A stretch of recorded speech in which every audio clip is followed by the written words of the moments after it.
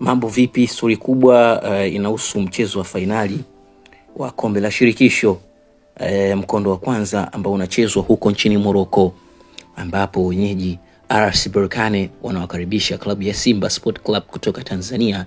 Na hadi ninavyozungumza hivi sasa klabu ya Simba imeshafika huko nchini Morocco na tayari wameshaanza mazoezi yao ya kwanza wakiwa katika ardhi ya mfalme Mohammed wa sita wa huko nchini Morocco. Na kwa taarifa ambazo nimezipata wakati klabu ya Simba ikianza mazoezi yake ya kwanza jana saa 11 jioni kwa saa za Morocco na saa 1 usiku kwa saa za Afrika Mashariki hapa kwetu Tanzania, ni kwamba kocha wa Simba Fadlu Davis amezuia mazoezi hayo ya kwanza kuhudhuriwa na kundi kubwa la watu.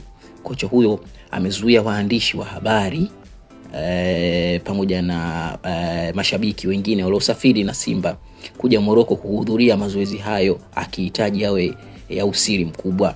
Aidha, ni idadi ndogo ya viongozi ndio walioruhusiwa kutazama mazoezi hayo, huku wakikatazwa kuchukua kwa video program za mbinu na ufundi ambazo alikuwa akizitoa.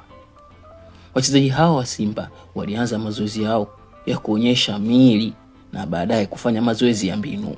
Sababu ya Fadlu kuzuia mazoezi hayo kuhudhuriwa na idadi kubwa ya watu ni kuzuia uwezekano wa mbinu na mipango yake kwa ajili ya mechi dhidi ya RS Berkane kuvuja.